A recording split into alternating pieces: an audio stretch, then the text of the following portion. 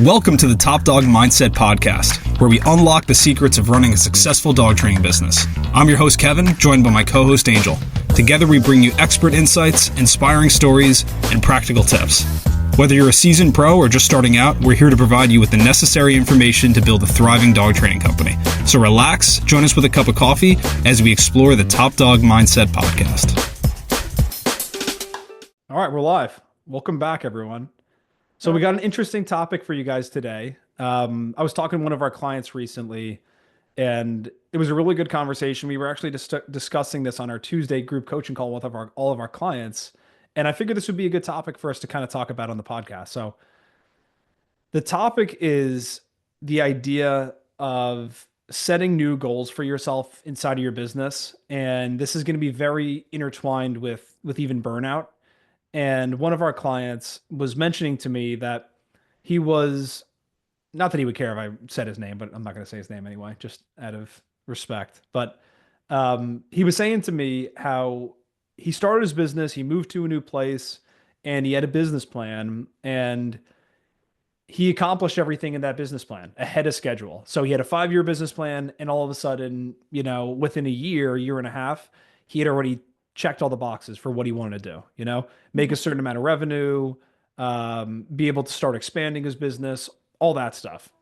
And so what he was really saying to me is like, do you ever have moments in your life where you kind of feel a little bit uninspired, or you feel a little bit like you wake up and you don't necessarily have that fire in your stomach to do the things that you should be doing to grow the business, or you run the business in general? And what I said to him was, absolutely, first and foremost, I think that's normal for all of us, that there's going to be a time and a place where you get a little bit lost, and you wake up every single day and you've accomplished what you set out to accomplish, and you just wake up and you're like, what do I do? What is this all about at this point? And I think what that means is that is a good indicator and a good sign that it's time to set another goal.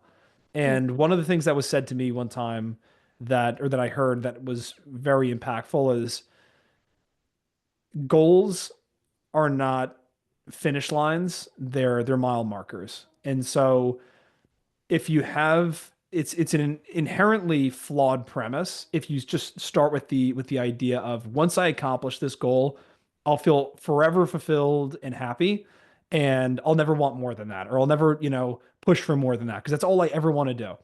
That could be the case for some people, but I think for most people, what they find is, if you really set your sights on a goal and attach, like, my absolute happiness will be achieved when I get there, you're going to be a little bit disappointed. So with that being said, like, Angel, why don't you speak on that a little bit more and kind of like break down what I just said there, and what your thoughts are on that. Yeah, well, I think this topic is very relatable to everyone, whether it's like on a personal level or running your business, or just even non-business owners training dogs in general. I think that, and you said it perfectly with like setting small goals, but I think this is like a really good reminder to always, pretty much on a daily basis, always do reflecting, self-reflecting, reflecting on your business and things like that. And I think this is something that we've talked about before too, where people might set goals for themselves and then they meet that goal, but there's like, they're not excited about it. And a lot of the times, like with us specifically and our clients, like, we're the ones that have to get super excited for them. And like, hey, remember just a couple months ago, you wanted to do this, like, you freaking did it. That's amazing. Yeah. Like, yeah, I did it. Like, they kind of lose sight of this big accomplishment that they made. And, even from a dog trainer and client relationship perspective as well, is, working with a dog, and maybe a dog who you're having some difficulties with, and maybe you meet like one tiny goal, like, oh, this dog finally took food out of my hand, like, they're not too scared to take food from me anymore. Like, those are things we get super, super excited about, because we have to celebrate those small victories. But all of that, like I said, ties into personal life, and life as a business owner is really celebrating those victories, whether they're small or big or whatever. But But I think the most important thing is like really keeping track of like the goals that you have. Again, both personal and business goals, and checking those things off as soon as they're made and celebrating those victories. Um, Yeah. Something that I do sometimes, I'm not currently doing it, and that is something that even I personally need to get better at, is keeping track of those goals. So I think one word of advice from me is, really keeping track of both personal and business goals. And so, let's say you set some goals for yourself business wise and you meet those. Well, now you're at this point in your business where you've met all these goals, things are going good, things are going steady. What is something that you've been meaning to do personally? I think for a lot of people, it is organization and um, things like giving yourself time off and prioritizing your own schedule and your time. So instead of working, sun up to sundown 7 days a week, block out some time for yourself, because this also goes Yeah. into burnout and that can happen very easily. I think there's a fine line between like meeting these goals and making sure that you're celebrating those goals while at the same time not getting too ahead of it to where you're just working yourself into burnout. Yeah. But like I said, meet those goals and make sure that you're in a place in your business where you're happy with things, goals are being met, business is going good. And at the same time, like start making sure that, your personal life are meeting those goals as well. So again, like focus on your time management, give yourself some time off, and like those kinds of things. So that way you're not getting into this routine of basically this client that we're speaking about now, where things are starting to feel like real monotonous, like you're waking up every day, you're doing the same thing and all that kind of stuff. Yeah. But yeah, I kind of rambled on a little bit there, but I'll pause there. Okay. Super helpful information. Yeah, what I always think about for myself is, do I want to do this the way that I'm doing it right now for the next 30 years? And really think about that. If the answer is no, then it's time to make a change. And Yeah. one of the best changes I've ever made in my business is shifting from the mindset of I'm just going to do it all myself to hiring people and building a team. That to me is what I've really like fallen in love with the most is the people that I get the opportunity to work with and employ and stuff like that.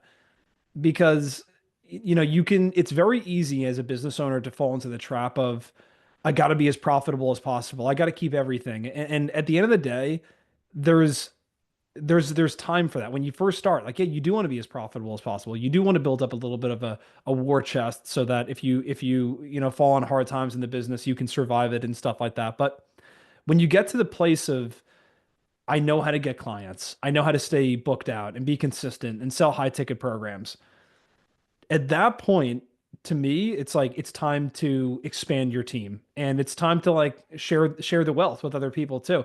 And really, there is no greater joy in life than helping other people. Like that's what psychologists will tell you if you're feeling like depressed, is like, at least I think good psychologists would tell you this, is go and get out of your own way.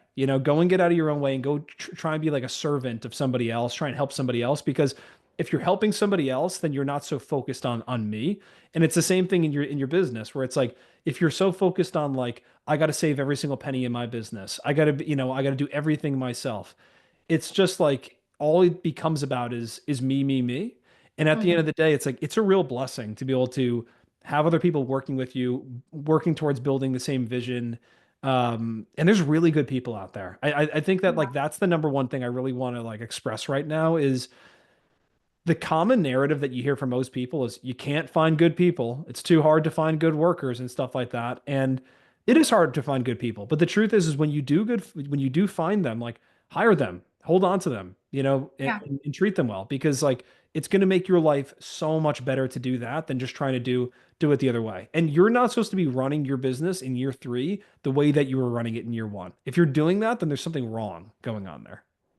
Yeah, and not to get on a whole tangent of hiring, although I know that we do that for every single podcast is go Hmm. off the rails, but um, with hiring, for example, you get to this place in your business where you want to do more. Maybe you want to start offering another service or just doing more for your clients or whatever it is. Inevitably, that's going to be more work on you. You are only one person. Like think of the place that you are at in your business and in your life, and if you can take more of that on. But like realistically speaking, if you're taking on, let's say, like 6 board and trains a month, and you're already tapped out with work and everything that you have to do business wise, and now you want to add on this new service, you want to start doing, you know 2 group classes a week, you want to start, whatever it is, like you're adding on more, then you're going to find yourself in a place where, okay, I can't take on that many board and trains this month because I'm also doing these other group classes, or I'm also doing this, or I'm also doing that. So now you're taking on less clients. Yeah, you're offering more, you're bringing more value to your clients, but you're also technically losing profit because you're not able to sign up as many people. So I Hmm. think that's just like a perspective to look at it at, is like you might be doing all of these things to grow your business and bring in more profit, but looking at it from all angles, that's really not going to happen because you are one person and you just, you're not capable, sorry to say, Yeah. but you are not capable of, doing all of that. You really need the help. But that then people don't hire because they're fearful of different things. And then we start getting into, this other topic of fear holding people back. Yeah. Yeah, exactly. And I think that is a really important thing to think about. I think most things in life, the reason people don't do things is because of fear. And I've said that to people before, and they're like, I'm not fearful. I don't have fear. Like, what are you talking about? And it's like, Yeah. a lot of people will say, like, I have anxiety, but it's like, what is anxiety? It's, you have fear, you know? And so at the end of the day, that is something to sit with and think about. It's like, think about what the end goal of your business is and think about what's stopping you from getting there right now. And most times, yeah, you're actually capable of answering that question yourself. It's like, well, if you want to build it, use simple numbers, right? You want to build $1 million dog training business. Think to yourself logically, am I going to be able to do that as one person entirely by myself, answering the phones, doing the sales, training all the dogs? The answer is no. So what you have to decide at that point is, okay, if I want that, if that is my end goal, then I need to take the steps to start getting there. And I heard Gary Vaynerchuk say this recently, where he was talking to people about scaling a business, and they were like, "Well, Gary, if I make $5,000 a month right now, and it's gonna cost me a couple $1,000s to hire somebody, and that means I'm only gonna make 3,000, for the time being. Are you saying that that's what I should do?" Like almost like thinking that they're gonna catch him in like a gotcha moment. And he's like, "Yeah, that's exactly what you're supposed to do. You're supposed to take less money so that way you can move the business forward, because like you're just again, you're never gonna be able to do everything yourself." And so this is why to me, when I see people that like talk about wanting to build a really successful business, but then their actions speak completely otherwise. So what I mean Mhm. by that is like you talk about wanting to build a business that makes $500,000 a year. And then you have your first month where you make a lot of money and you go out and spend all that money on other stuff, right? You buy a new car. It's like, I hate to tell you, you're not serious about building a $500,000 business then. It's as simple as that. Like, if that is your number one goal and that's what you're actually aiming towards, take the money and reinvest it in the business. That's what the most successful entrepreneurs do. And again, like I know we're kind of getting off tangent on a different topic here, but what I'm going to bring this back to is really the key thing here is hiring people allows you to like step outside of yourself and align yourself with a bigger goal, which is what the conversation I was having with this client was like, you need to pick a bigger goal. You need to like realign yourself to that. And you need to start doing things and putting yourself in uncomfortable positions to start like moving towards that. Because otherwise, it is just going to get monotonous, as you said, Angel. It's just going to be the same thing over and over and over. Yeah, and another thing on hiring too, this all goes pretty much hand in hand with our initial topic, burnout and stuff like that. is like with our clients who are generally like really fearful about hiring someone, even though they're not saying, I'm scared of hiring someone, but the excuses as to why they're not all stem from fear. Yeah. Is I always tell people like, and I will say most of the time it is finances, that are holding them back. They're fearful. What Yeah. if I can't give them enough work, or what if I can't afford them, or whatever? You don't necessarily have to commit right off the bat of like, I am hiring this person on as, a full-time trainer. I'm going to pay them salary and this is Yeah. what I'm going to pay them and whatever. Like if you are struggling that much with getting across that finishing line of making the decision to hire someone, what I've told people is you can even start with just hiring like a part-time kennel tech, Yeah. just to pretty much get your foot in the door of like getting comfortable with the idea. Hire someone who's just like a part-time kennel tech who's going to help with certain duties, and that is still going to take work off of your plate of what you're having to do. You'll be able to put that time in elsewhere, maybe doing a couple extra consultations that week or whatever. Yep. But obviously kennel tech position is much different than a trainer position. So pay is going to be differently. It's going to be a little less scary for you. But that'll be something to kind of help you get your foot in the door of the idea of hiring someone on full time for really any position, but even a trainer, having them start with like those smaller duties of cleaning up and kind of helping things around the business, and at the same time like you're getting to know this person and build a relationship with them, and then eventually ease them into that trainer position or office manager or whatever it is that you initially had the thought of. But Yeah. it's not like a huge like commitment right off the bat. I think that is a scary thought for a lot of people when they start thinking like, okay, I need help, I need another trainer. Their mind goes straight to like, okay, now I'm responsible for, making sure that this person has a full-time job and, I am pretty much supporting their livelihood. Yeah, it's scary. I've felt that same exact way before hiring people. And what I've typically found in life and in business is that if you if you set your standards high enough, you'll typically rise to the occasion, right? I'm not saying go out and take $1 million loan and, hire 50 people and be like, okay, I'm ready to own a $5 million dog training business overnight. Like that's not what I'm saying. But, you know, ironically, I don't think it's even something that's like, you just set your goals higher and all of a sudden the universe starts granting you things and it's the energy, man. Like I'm not saying that. It's more so just that what'll probably happen is because you've hired somebody to take care of those like tasks inside of your business, like kennel tech work. Nothing against, people who are kennel techs or anything like that, but obviously that's not as high skilled labor as like a dog trainer. And if you're running a dog training business and you find yourself doing a lot of that, and it's taking you away from the other tasks in your business, like marketing, like sales, those are the higher leverage tasks that should be spending your time doing. And if you find yourself doing something that's a $12 an hour job, that's immediately where you need to drop what you're doing and say, like, this is not a good use of my time. And I'm going to stay perpetually stuck because I need to be doing this instead of freeing myself up to the other stuff. So you hire somebody to take care of that stuff, like the kennel tech work, and it gives you more time. So if you use your time appropriately, and now you're doing more sales calls, right? You're doing more marketing, you're bringing more business in, that's what's going to help you to get to that next level. Yeah, and for I think I'll point this out obviously because I've been in this position before, is like one of those tasks that can sometimes be dreadful is, in addition to like the kennel tech work, so like cleaning up after dogs and stuff like that, but even just like potty breaks, having Hmm. someone who can help with like potty breaks in between training sessions, because I've noticed that too, like for myself doing training sessions, but then, you have to take the dog for a potty break after the training session, or maybe, they haven't been out like in the play yard, you have to give them some playtime and or whatever it is, like these little tasks. I just wanted to throw some out there as an example to kind of give people Yeah.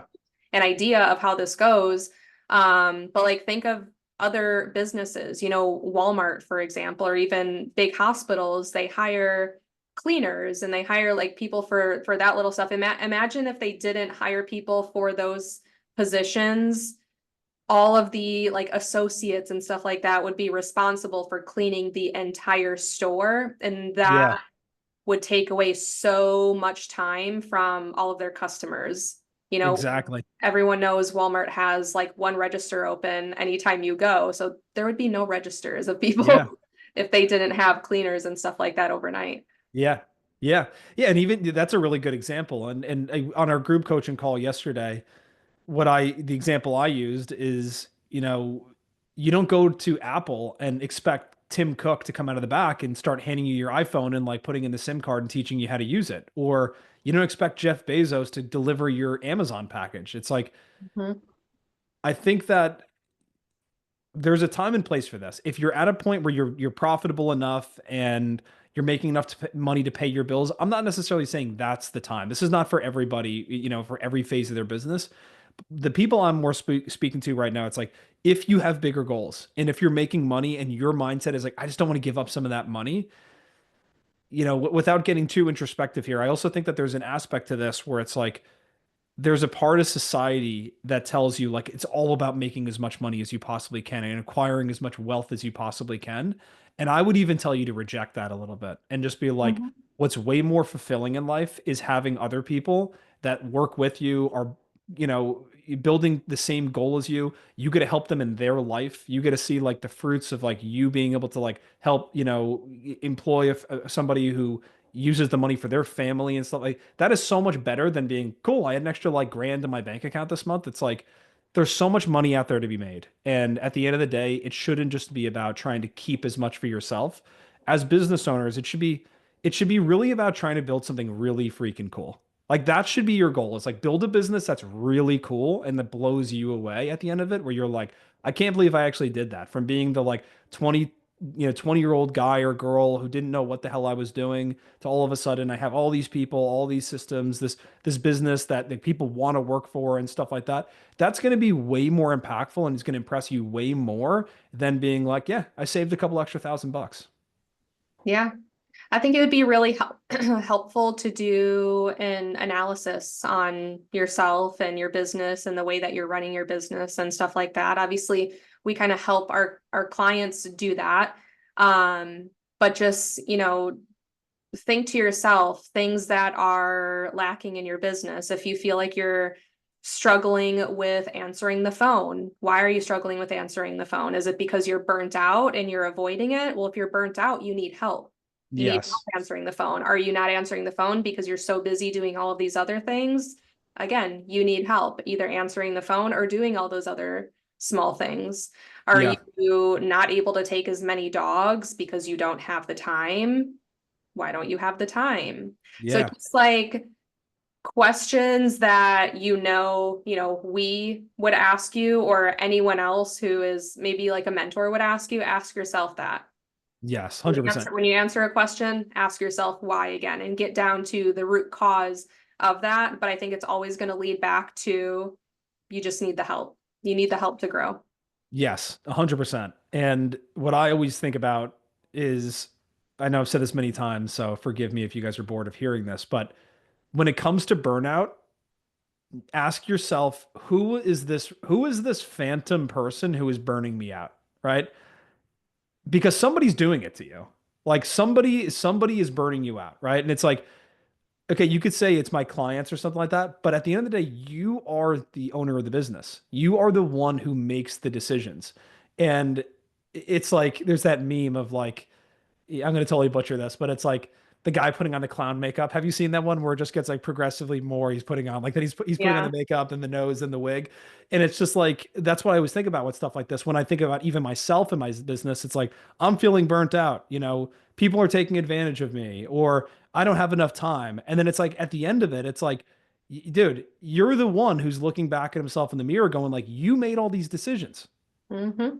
Like you did all of this. You allowed all of this to happen. Like you are the one in control of your life and in control of your business. If you feel burnt out, it's because you're burning yourself out. Like stop being such a dick to yourself. That's really what it comes down to, you know? Yeah, yeah. Like if you're burnt out because you're working 7 days a week, stop. Stop scheduling things on that Saturday or that Sunday. Or are you Yeah. burnt out because your clients keep calling you at midnight every night and then, you're having these long conversations with the clients?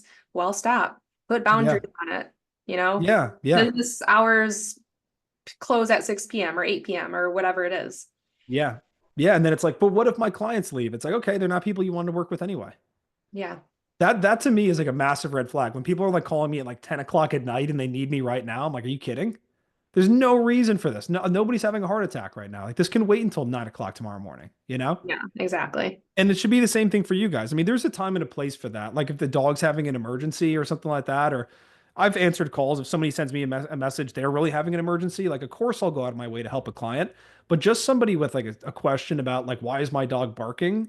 It's like, this is not, you are actively participating in that and allowing them to take, control of your time like that. So yeah, to Mhm. your point, like put boundaries in place. Don't let people walk all over you. But yeah, I mean, this going back to like the original point here, I think the main thing is this. If you've gotten to a point in your business where everything just feels stale, I wake up every morning and sometimes I don't even wake up in the morning because I don't want to get out of bed. I don't want to face reality. I don't want to face like what the day has for me. It's like you've created a prison for yourself effectively, right? And it's like it is on you to like get yourself out of that situation. And normally what that comes from is like there was a period in your life and in your business where you were happy to do this work. But standards change in life, and it doesn't mean that you're always going to have the same standards, be willing to do the same things. And again, your business should not function the same way in year 3 or 4 that it is in year one. And so reevaluate that and go like, what am I doing here? And that could be that evaluation. You could come to different answers. It could be time to hire somebody. It could be Mhm. time to change your programs. It could be time to cut out certain types of, clients. It could be time to raise your prices. It usually is, right? It could be time to like focus more on your numbers inside of your business and get better with tracking, what is the best use of my time and my energy? What generates the most sales for me? But you need to do something. You can't just sit there and go, I'm unhappy. I don't really like this business anymore, even though it makes me good money. This is burning me out. You need to make a change. Because here's the thing with that. As soon as you make a change, you'll feel better. Like that's the amazing thing about life is like you can feel so down in the dumps and feel like such crap and such garbage. And then all of a sudden you feel like I'm so far away from having any sort of relief from this. But as soon as you just take one step in the right direction of fixing or coming to a resolution to that problem, you automatically feel better. Anxiety is immediately cured by action. That is the only thing that cures anxiety. Yeah, yeah, absolutely. And I know it's easier said than done because like even you and I, like there are certain things that we know, like, oh, if I what's a good example? Like if I work out and if I eat, period, if I eat, if I drink water, it's gonna make me feel so good. But then Yeah. like you just don't do it because the day gets ahead of you or you're Mhm. too tired to go to the gym or whatever. So it's like all these things that we know that will be the answers to our problem, Yeah. but fear holds us back or, lack of motivation, whatever the case may be. But we're here Yeah. to remind you that, you just gotta take a step forward. And it's always like a good thing to say to yourself is like, oh, something's not working. That's the thing that I always think of is like, I'm unhappy right now, or I'm feeling burnt out, or I don't like how this is going. It's like way too monotonous, or whatever it is. Something's not working, change it. You can't do Yeah. the same thing every single day and then just be like, oh, I'll feel better eventually. Something's not Yeah. working, change it. Yeah, that's super helpful, actionable advice. I think that really is like the answer to all of this. What I'll wrap up with and say is when you start a business, most of us attacked that goal of starting that business with a pretty extreme amount of ferocity. Like you were like, I want to do this. I'm going to do this. I'm going to go file the LLC. I'm going to go get the insurance company. I'm going to start marketing myself. And then you did it, right? Attack the next goal with that same amount of intensity. Like if you're feeling burnt out in your business and like I need some help, attack hiring that the same with the same amount of energy that you attacked getting the business started, or that you attack getting clients with, or that you attack training dogs with. Like, Mhm.